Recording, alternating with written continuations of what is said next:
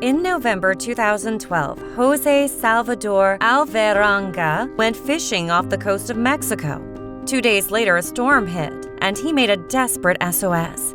It was the last anyone heard from him for 438 days. This is his story. Alvarenga's story begins on November 17, 2012, when he set out to embark on what was supposed to be a 30-hour shift of deep-sea fishing. Alvarenga prepared the boat with Ray Perez, his usual mate and a loyal companion. It was a 7-meter canoe with no roof or cabin, a single motor, and a refrigerator-sized icebox for storing fish. But at the last minute, Perez couldn't join him, so Alvarenga arranged to go with Ezequiel Córdoba instead, a 22-year-old who lived at the far end of the lagoon, with whom he had never worked or even spoken before. Even though they were aware that a storm was approaching, they chose to take a chance and went 120 kilometers away from shore.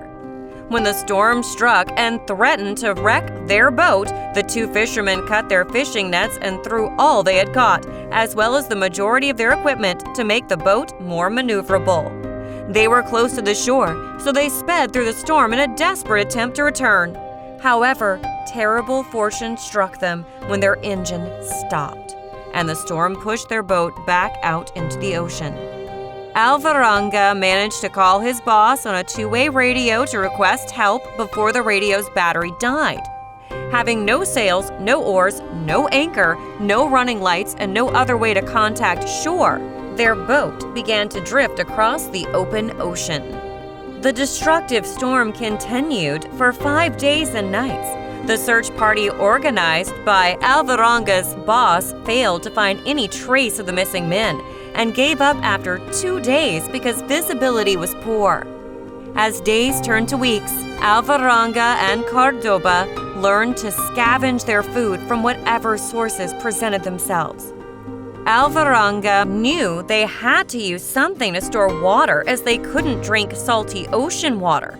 They found plastic bottles in a 55-gallon drum floating in the ocean to store rainwater.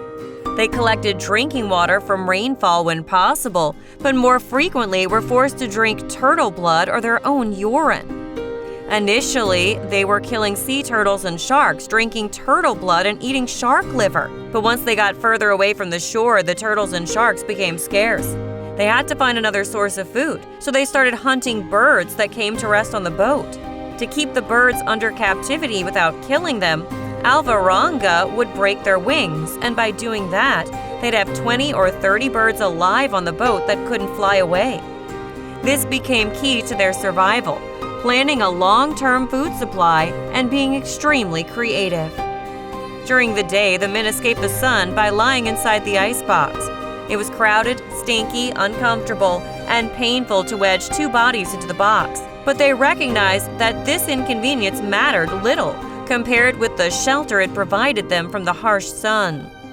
After 2 months at sea, Alvarenga had become accustomed to capturing and eating birds and turtles, while Córdoba had begun a physical and mental decline. They were on the same boat but headed on different paths. Córdoba had been sick after eating raw seabirds and made a drastic decision. He began to refuse all food. Depression was shutting his body down. The two men made a pact that whoever survived would meet the other's family to tell them about their time at sea. They floated for months, surviving on rainwater and capturing marine creatures, but Córdoba gave up all hope after 4 months. He quit eating and died of starvation. For 6 days, Alvarenga would speak to the dead body on his boat, having seamless conversations with the lifeless being. However, he realized he was starting to lose his grip on reality and threw the body overboard, as Córdoba had asked him not to eat his remains. Alvarenga was suddenly lonely and stranded in the midst of nothingness, without any other human beings visible as far as the eye could see. He was a tiny spot in the vast Pacific. He attempted to signal every vessel he spotted, but no one noticed him. When Alvarenga was a small boy, his grandfather had taught him how to keep track of time using cycles of the moon. He knew that he had seen 15 lunar cycles while drifting through unknown territory. He was convinced his next destination was heaven. On January 30th, 2014, after 438 hellish days adrift, Alvarenga spotted mountains in the distance. He abandoned his boat and swam to shore. He was finally on land. Although he didn't know it, Alvarenga had washed ashore on a small island that is part of the Iban Atoll, on the southern tip of the 1,156 islands that make up the Republic of the Marshall Islands, one of the most remote spots on Earth. As his feet touched the sand, he fainted. Soon after, he found a beach house owned by a local couple that helped him and alerted the necessary authorities.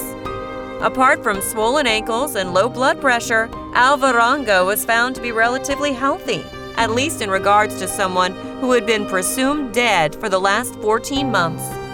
After 11 days, doctors determined that Alvarenga's health had stabilized enough for him to travel home to El Salvador, where he'd be reunited with his family. It wasn't until a year later, when the fog of confusion subsided and he scanned the maps of his drift across the Pacific Ocean, that Alvarenga began to fathom his extraordinary journey. For 438 days, he lived on the edge of sanity. "I suffered hunger, thirst, and extreme loneliness, and didn't take my life," Alvarenga says. "You only get one chance to live, so appreciate it."